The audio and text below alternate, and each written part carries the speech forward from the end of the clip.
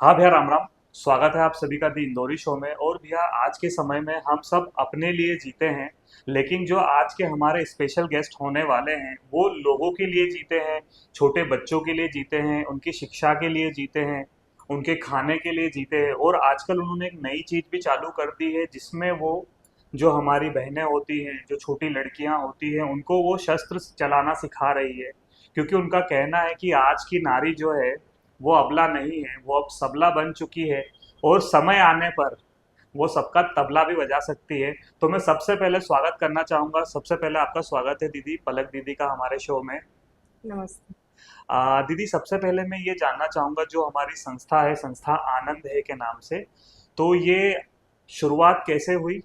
क्या इसके पीछे की कहानी है? क्या आपके विचार थे उस समय? और आपके आज क्या विचार है इस चीज को लेकर? संस्था आनंद है जो, वो सबसे पहले तो एक संस्था नहीं, एक परिवार है।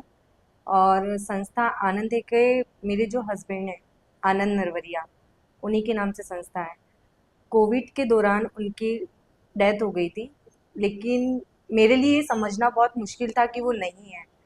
तो उनके नाम को लेके जब उनकी डेथ हुई, तो कुछ टाइम ऐसा रहा था कि मैं होश में नहीं थी, क्योंकि मुझे ऐसा लगता था कि तुम आराम से। कि ईश्वर से सिर्फ एक ही प्रार्थना रहती थी कि हमेशा हमसफ़र का साथ रहे रहे। और आनंद जी जो थे, उन्होंने, आज मैं आपके सामने बैठी तो सिर्फ उन्हीं की वजह से। आनंद जी के सपने थे, वो एक एनजीओ चलाना चाहते थे, और उन्हीं के सपने थे, वो उनकी मम्मी के नाम से एक संस्था चलाना चाहते थे। तो एक बार संस्था का रजिस्ट्रेशन कर रहे थे वो, तो मेरे मुंह से यही शब्द निकला कि क्यों आप फालतू काम कर रहे हो। तो उन्होंने संस्था का जो एनजीओ का फॉर्म था वो बंद करके रख दिया। फिर कहीं न कहीं उनके जाने के बाद मैं बहुत डिप्रेशन में रही। 6 महीने तक मैं घर से बाहर, हँसना, और एक ऐसा लगता था कि 2-3 बार सुसाइड करने की कोशिश की। मुझे ऐसा लगता था कि मेरी लाइफ़ पूरी ख़त्म हो चुकी है, कुछ भी नहीं बचा। और वाक़ई में एक हमसफ़र का साथ होना बहुत ज़रूरी है, उनके बिना जीवन में कुछ भी नहीं है। तो मेरे लिए समझना बहुत मुश्किल था कि वो नहीं है। तो स्वर्गीय जहाँ लिखा आता था, पहले दिन तो जब मैंने उनके फ़ोटो पे, जब उनकी डेथ हुई, और उसके बाद मैं हॉस्पिटल में एडमिट थी कुछ दिन तक के बाद। फिर जब मैं घर आई तो सबसे पहले मैंने देखा कि उनके फ़ोटो पे माला डली हुई थी। तो सबसे पहले तो मैंने बोला कि नहीं, ये इंसान है अभी भी, आनंद है। तो पहला वर्ड वहाँ निकला मेरे लिए कि आनंद है। और फिर घर के लोगों ने समझाया मुझे कि कुछ दिन, फिर उसके बाद, तो उस दिन का दिन था। 12 दिन के बाद आनंद के नाम के आगे हम कभी स्वर्गीय नहीं लगाते, उनकी फ़ोटो पे कभी माला नहीं डलती, इवन उनकी फ़ोटो की भी पूजा नहीं होती है। और संस्था आनंद है, ऐसे एक उनका जो खास मित्र है, बहुत बचपन के दोस्त थे, प्रमोद भैया। लास्ट टाइम उन्होंने सिर्फ़ उन्हीं का ही नाम लिया था कि मुझे प्रमोद से मिलना है। कोविड का टाइम था, मैंने भी सोचा क्यों किसी को परेशान करूँ। तो उन्होंने एक नाम लिखा हुआ था, उनके लिए एक छोटी सी 4 लाइन लिखी थी, उसके नीचे लिखा था आनंद है। तो कहीं ना कहीं हमारे दिमाग में वही लिखा रहा। संस्था चलाना मेरा उद्देश्य नहीं था, ये भी नहीं सोचा था कि हम कभी संस्था चलाएंगे या। तो पहला बर्थडे था, हमने ब्लड डोनेशन कैंप किया है, तो सभी, मतलब सभी की टी शर्टों पे मैंने आनंद है लिखा था सिर्फ। वो 6 टी शर्ट बनवाई थी, तो किसी ने आगे उसके आगे संस्था कर दिया। और जितने भी आनंद के खास लोग थे, जैसे दिलीप भैया हुए, प्रमोद भैया हुए, मेरे फैमिली है, तो किसी ने उनका लोगो बनाया, किसी ने उसके आगे संस्था लिख दिया, एक उनका स्टूडेंट था, उसने संस्था का ग्रुप बना दिया। ऐसे संस्था का निर्माण हुआ था। दीदी, जैसे आपने बताया कि आप 6 महीने डिप्रेशन में थे, तो डिप्रेशन से बाहर आने का जो समय था वो काफ़ी कठिन रहा होगा। कठिन तो आज भी है, आज भी मैं उन चीज़ों से बाहर नहीं हूँ, लेकिन आनंद ने बहुत कुछ सिखाया है। और जितनी भी संस्था में सेवाएं चलती है, जो वो करना चाहते थे सिर्फ वही चलती है।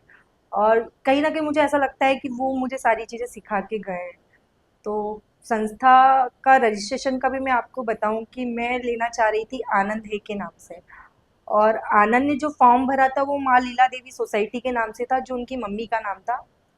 तो मेरे पास एक क्यूरी आ गई कि नाम में कुछ चेंजेस करें, आनंद है के नाम से आपको रजिस्ट्रेशन नहीं मिल सकता। तो मैंने वही नाम मुझे समझ में नहीं आ रहा था। जब मैंने सफाई की तो मुझे वो पर्चा मिला, तो वही संस्था का नाम मैंने पीछे ऐड कर दिया, उनकी मम्मी का नाम। तब मेरी संस्था का मुझे रजिस्ट्रेशन मिला। तो कहीं न कहीं वो जो चाह रहे थे वो भी साथ में हो रहा है, और उनके जितने भी सपने हैं वो हम लोगों ने सबने मतलब मिलके पूरा करना चाहा। दीदी कहीं हमने ये भी सुना हुआ है कि आपका जो एजुकेशन है वो शादी के बाद ही स्टार्ट हुआ, शादी से पहले आप एजुकेशन में भी नहीं थे। हाँ, शादी तक मेरा 12th तक एजुकेशन था, और मेरे पास मेरे फादर ने 2 ऑप्शन रखे थे, या तो शादी या पढ़ाई। तो मैंने शादी को, और मेरे हस्बैंड का यूँ कहना था, मैं तुमको पढ़ाऊँगा। तो शादी के बाद उन्होंने मुझे पढ़ाया, और काफ़ी उन्होंने मुझे हमेशा हेल्प की, हमेशा आगे बढ़ाया कि तुम करो, मैं हमेशा तुम्हारे साथ हूँ। कितनी बार तो ऐसा भी होता था कि फीस भी भरने के लिए हमारे पास पैसे नहीं होते थे, तो बोलते थे बस तुम पढ़ो, मैं कर लूँगा सब कुछ। मेरी फैमिली ने मुझे बहुत सपोर्ट किया है। मेरे बड़े भाई साहब जो जेठ जी है, उन्होंने भी मुझे बहुत सपोर्ट किया। हमारे वहाँ शायद पहली बहू हूँ जो मैं घर से बाहर निकली हूँ। कोई बहुएँ कभी बाहर नहीं निकली, तो हमेशा आनंद के सपोर्ट्स के ही कारण मैं बाहर निकली हूँ। भैया का मतलब हर समय आपके लिए सपोर्ट था। दीदी जैसे आप कुरीतियों पे भी काम करते हैं जो आज के समाज में कहीं ना कहीं बहुत ज़्यादा फैली हुई है, तो उसके पीछे क्या मोटिव रहा और अभी तक हम किन किन कुप्रथाओं पर काम कर रहे हैं। पहले तो बताऊँ कि समाज में आज भी ऐसी कुप्रथाएँ बहुत सारी जीवित है। इतने एजुकेशन होने के बाद भी ऐसी कुप्रथाओं को क्यों स्थान दिया जाता है, पता नहीं। मैं मुझे पहले देखती थी तो मुझे समझ में नहीं आया, लेकिन जब मेरे साथ हुआ सारी चीज़ें तो मुझे समझ में आई कि ऐसी कुप्रथाएं नहीं होना चाहिए। ये इंसान को जीते जी मार देती है। एक तो सबसे पहले उस महिला का सबसे बड़ा दुख कि उसने अपने जीवन साथी, उसने अपना आधा अंग खो दिया, मतलब उसने अपना पूरा शरीर है सिर्फ, लेकिन आत्मा नहीं है, ये समझो। और उसके बाद वो सारी कुप्रथा उसके साथ की जाती है। जैसे कि मैं बता दूं कि ऐसा होता है कि हमारे उसमें भी, कि फेरे के टाइम भाई धान होता है, और यदि पति की डेथ हो जाती है तो वही भाई उल्टे फेरे करवाता है बहन को लेके। तो ये सारी चीज़ें बिल्कुल ठीक नहीं लगती है। कि आप उस महिला के बारे में सोचो, उसके बच्चों के सामने, उनके माँ बाप के सामने आप उनके साथ वो सारे रीति रिवाज करते हैं, जिसका रीति रिवाज करने का कहीं लिखा नहीं है कि आपको ये रीति रिवाज करना है तो व्यक्ति को मोक्ष मिलेगा। ऐसा कहीं नहीं लिखा हुआ है। ये समाज के ही बनाए गए हुए रीति रिवाज है। दीदी अभी तक हम मतलब कितने बच्चों की एज ए मदद कर चुके हैं संस्था आनंद है जो, और कब से हम इसमें काम कर रहे हैं। अभी 10 बच्चे संस्था के पास हैं जिनके पिताजी नहीं हैं, माताजी हैं, लेकिन वो कहीं न कहीं बच्चों को एजुकेशन नहीं दे पा रहे थे। तो ऐसे 10 बच्चों का हमने प्राइवेट स्कूल में, इंग्लिश मीडियम स्कूल में एडमिशन करा रखा है। उसका पूरा एजुकेशन संस्थाएँ देखती है। अच्छा, और जो हमारा कैंप चलता है जो ईयर में एक बार होता है उसकी क्या प्रोसेस रहती है, उसमें कुछ हम इंटरव्यू टाइप करते हैं या जो बच्चा सीखना चाहते हैं, जो लड़कियां सीखना चाहती है, जो शस्त्र कला हम सिखाते हैं। शस्त्र कला हमारा एक अभियान है कि हर बेटी, हर महिला को शस्त्र चलाना आना चाहिए, खुद की और अपने परिवार की रक्षा करने के लिए। तो वैसे तो अभी हमारा 1 महीने का शिविर लगता है छुट्टियों में, बाकी की अभी हमारा स्कूलों का भी प्रोजेक्ट है कि हर स्कूलों में 1 महीने का ऐसा होना चाहिए कि सारी बच्चों के लिए शस्त्र एक कंपल्सरी होना चाहिए। हम्म। और जो संस्था हमारी आनंद है उसको लेकर हम आगे क्या सोच रहे हैं कि किन किन सेवाओं में हमें जाना चाहिए या आप किन किन सेवाओं में आगे जाएंगे लोगों के साथ। संस्था आनंद है का जितने भी कार्य हैं, वो आनंद जी को देख के ही किए जाएंगे। जो वो कार्य करना चाहते थे, तो उन्हीं के सपनों को सारा पूरा करने की हम कोशिश, क्या हम पूरा करेंगे। और उसके अलावा हमारा एक आश्रम का प्लान है कि आश्रम और एक हॉस्पिटल। दीदी जैसे आपने बताया कि जब भैया एनजीओ का रजिस्ट्रेशन करने जा रहे थे तो आपने कुछ भैया को बोला और भैया ने फाड़ दिया जो पर्चा था, तो वो विचारधारा कैसे बदली कि जहां आप उनको भैया को मना कर रहे थे कि यार आप क्या कर रहे हो ये चीज़ें, फिर उन्हीं चीज़ों को हमने बेड़ा उठाया है।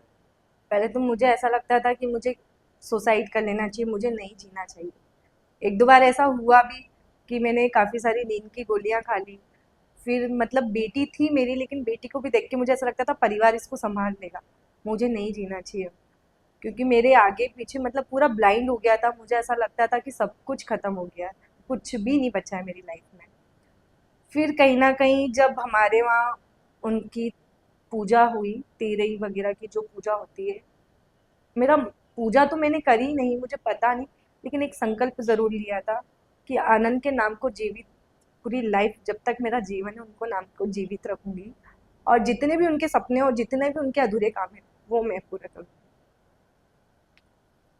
मतलब दीदी, आपको देख के कि जो 3 बार सुसाइड अटेम्प्ट कर चुका हो, उसके बाद खुद से लड़कर, जमाने से लड़कर जब आपने शुरू किया था संस्था आनंद है, तो लोगों की क्या प्रतिक्रिया थी कि यार क्या कर रहे हो आप, अच्छा है बुरा है? किन लोगों ने आपका सपोर्ट किया? जैसे आपने बताया कि भैया के जो बड़े भाई हैं उनका काफ़ी सपोर्ट रहा है, भैया के दोस्तों का काफ़ी सपोर्ट रहा है, तो कुछ ऐसे लोग भी होंगे जो आपको नेगेटिव और नेगेटिव कर रहे होंगे उस सिचुएशन में भी। हाँ, कई लोगों का रहा है कि इतनी जल्दी मतलब यदि व्यक्ति ज़्यादा रोएगा तो इतना क्यों रो रहा है, यदि वो जल्दी से हंसने लग जाए तो इतनी जल्दी से वो हंस क्यों रहा है। तो मेरी फैमिली और मेरे दोस्त जो कि भगवान के रूप में मुझे मिले हैं, उनका बहुत सपोर्ट रहा है संस्था के हर कार्य में। कभी कभी तो ऐसा होता था कि मतलब मैं सिर्फ बैठी रहती थी, मुझे कुछ भी नहीं पता रहता था, सिर्फ उनका यूँ कहना था हम सब कर लेंगे। मतलब सबके लिए जिन्होंने आनंद को नहीं भी देखा है ना, वो भी आनंद को आज भी महसूस करते हैं। जो मुझसे अब जुड़े हैं, आनंद को कभी नहीं देखा है, लेकिन कहीं न कहीं वो महसूस करते हैं उनको। संस्था आनंद है कितने समय से काम कर रही है और अभी तक हमने क्या क्या काम किए हैं? संस्था आनंद को 3 साल होने वाले हैं पूर्ण। और हमने फूड डोनेशन, कुप्रथा, शिक्षा और स्वास्थ्य इन पे कार्य करती है। ब्लड डोनेशन कैंप भी करती है। साल में एक बार ब्लड डोनेशन कैंप होता है आनंद जी के जन्मदिन के उपलक्ष्य में।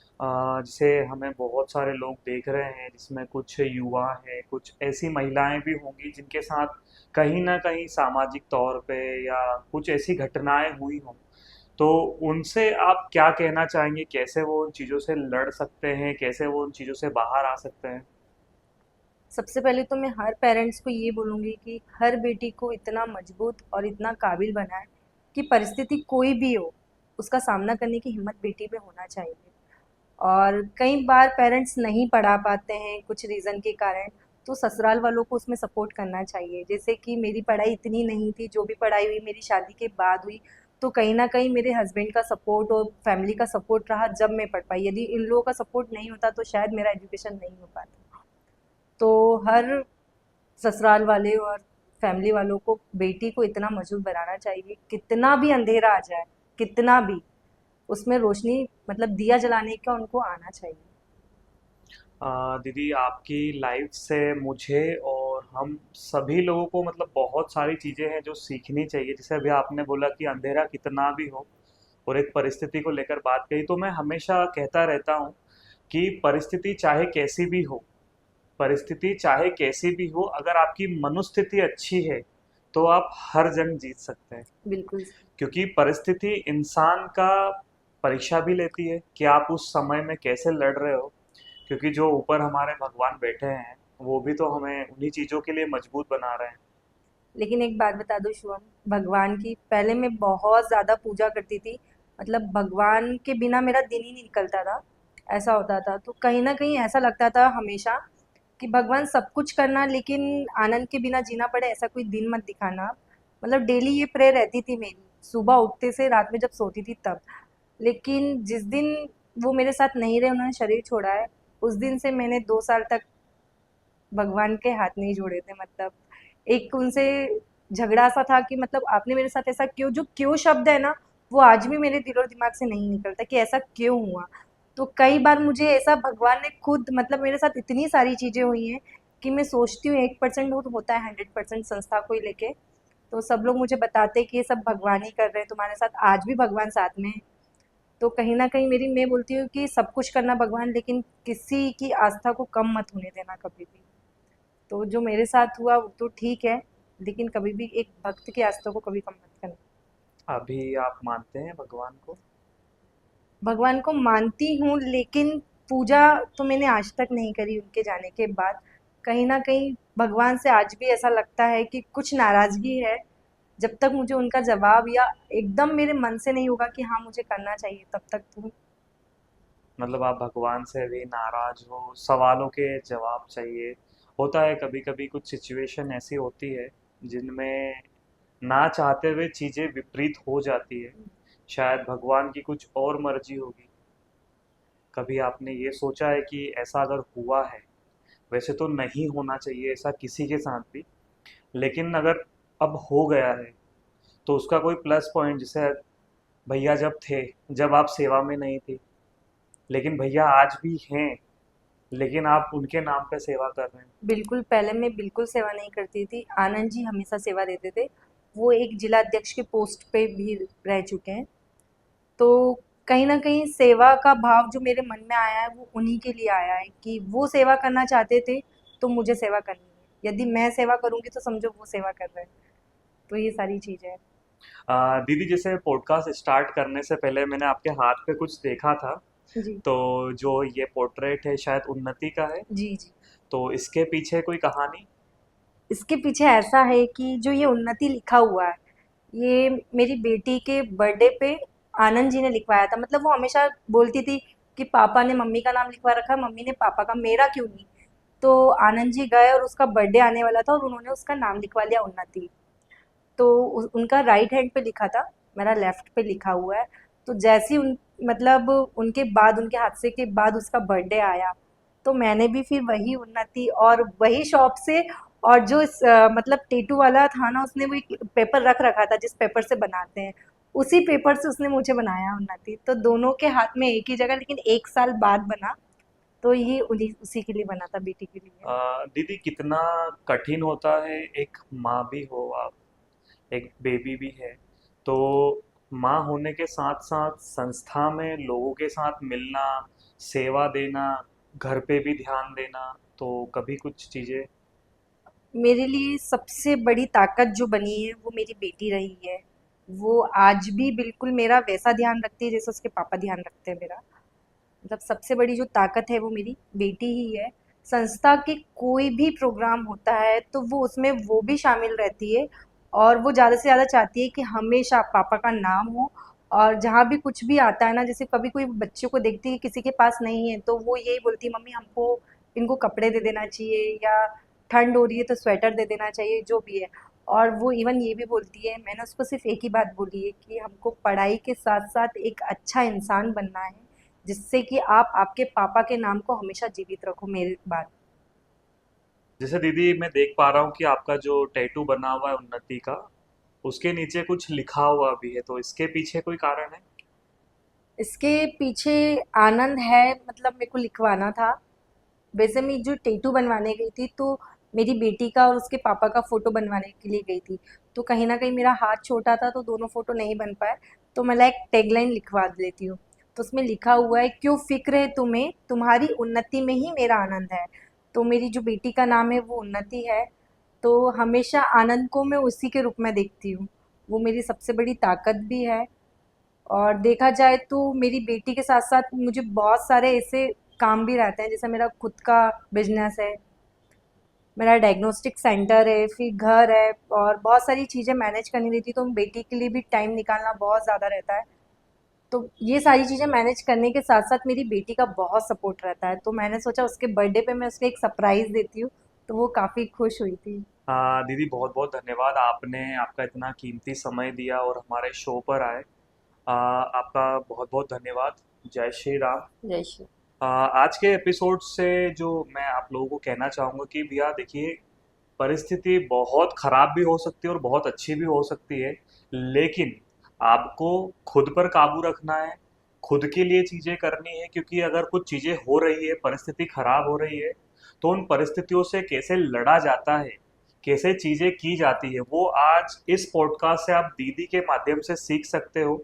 तो इन चीज़ों को आप ध्यान रखें, आप सभी लोग अपना ध्यान रखें, चीज़ें कितनी भी खराब हो, खुद पर भरोसा रखें और अपने लिए और दूसरों के लिए जिए। जैसे दीदी ने 3 बार ट्राई किया, किस्मत अच्छी थी दीदी की कि तीनों बार कुछ हुआ नहीं, लेकिन ऐसा आप बिल्कुल ट्राई ना करें, क्योंकि एक ही ज़िंदगी मिली है, उस ज़िंदगी को अच्छे से जिए, दूसरों की मदद जरूर करें। और अगर आप भी जुड़ना चाहते हैं संस्था आनंद है से, तो मैं एक नंबर दे दूंगा, आप इनसे कॉल करके इनकी संस्था के साथ जुड़ के अच्छा काम करने वालों के साथ रहिए भैया, क्योंकि जितना अच्छा काम आप करेंगे उतना अच्छा आपकी लाइफ में होगा।